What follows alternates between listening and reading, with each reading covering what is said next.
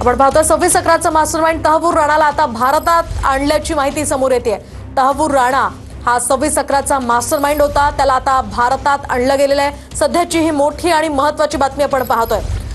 26/11चा mastermind असलेला तहव्वूर राणा याला खरं तर कालच भारतात आणण्यात आल्याची माहिती समोर येत होती, मात्र आज तहव्वूर राणाला भारतात आणलं गेलेलं आहे। सध्याची ही मोठी आणि तितकीच महत्त्वाची घडामोड आपण पाहतोय। अधिकची माहिती आपण जाणून घेऊयात आमचे प्रतिनिधी कृष्णा सुनार वाडकर यांच्याकडून। कृष्णा, काय अधिकची माहिती आहे?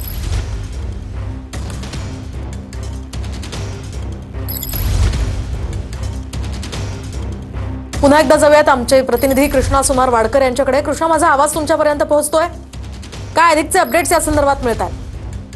मोहिनी, आपण पाहतोय की तहव्वूर राणाला घेऊन जे काही एनआयचं पथक आहे ते भारतामध्ये पोहोचलेलं आहे। कालपासून या सगळ्या प्रत्यार्पणाची प्रक्रिया जी आहे ती पूर्ण केल्यानंतर आता स्पेशल विमानाच्या माध्यमातून तहव्वूर राणाला घेऊन दिल्लीमध्ये हे पथक जे आहे ते पोहोचलेलं आहे आणि एका अज्ञात ठिकाणी म्हणजे जवळपास 18 तासांचा प्रवास होता आणि त्यामुळे विमानाला लागणारं इंधन भरण्यासाठी एका अज्ञात देशामध्ये हे विमान काही काळासाठी थांबलेलं होतं आणि त्यानंतर आता भारतामध्ये या विमानाची एंट्री झालेली आहे।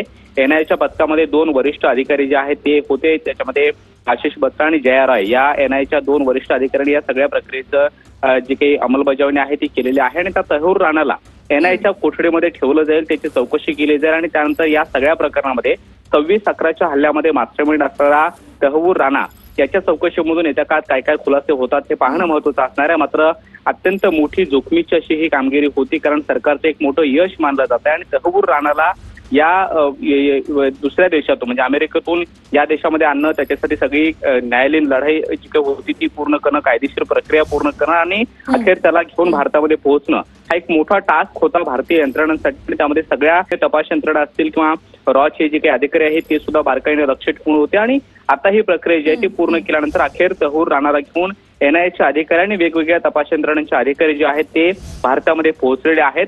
विशेष म्हणजे एनआयचे प्रमुख असणारे सदानंद दाते जे महाराष्ट्र केडरचे आयपीएस अधिकारी आहेत आणि 26/11च्या हल्ल्या वेळेला स्वतः ग्राउंडवर असणाऱ्या अधिकाऱ्यांपैकी ते एक आहेत आणि त्यांच्या नेतृत्वामध्ये ही सगळी प्रत्यार्पणाची जी काही कारवाई आहे ती पार पडते आहे। त्या काळामध्ये एनआयच्या कोठडीत असणाऱ्या सदानंद दाते यांच्या माध्यमातून त्यांच्या नेतृत्वामध्ये या सगळ्या प्रकाराची चौकशी सुद्धा केली जाईल आणि तहव्वूर राणाची सुद्धा चौकशी केली जाणार आहे। त्यामुळे ही एक अभिमानाची बाब मानली जाते। शिवाय 26/11च्या हल्ल्याच्या वेळेला ग्राउंडवरती जोखमीची कामगिरी करणारे जे अधिकारी आहेत, जे सध्या निवृत्त झालेले आहेत, स्वतः पोलीस दलामध्ये आहेत, त्यांच्याकडून सुद्धा एक मोठं यश असल्याचं म्हणत सरकारचं कौतुक देखील केलं जात आहे आणि अखेर तहव्वूर राणाला जे मागच्या काही वर्षांपासून न्यायालयीन प्रक्रिया असेल, ही कायदेशीर लढाई असेल, ती पूर्ण करून आज भारतामध्ये आणल्यानंतर एक मोठा विश्वास मिळतो आणि या सगळ्या प्रकरणामध्ये 26/11च्या घटनेनंतर जो काही तपास झालेला होता त्यामध्ये पाकिस्तानचा अतिरेकी चेहरा समोर आलेला होता, तसे भक्कम पुरावे मिळालेले होते आणि यातला एकमेव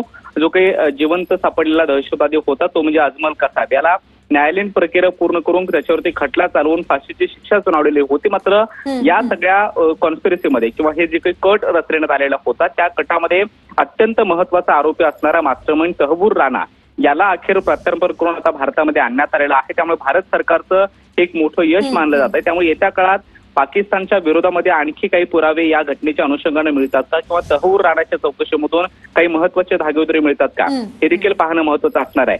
तहव्वूर राणा हा आपण पाहतोय ही खरं तर मोठी गोष्ट भारतासाठी आहे। सध्या पालम विमानतळावर बुलेट प्रूफ वाहनं आणि कडक बंदोबस्त तैनात करण्यात आलेला आहे। मोठा कडक बंदोबस्त या सध्या विमानतळावर असेल।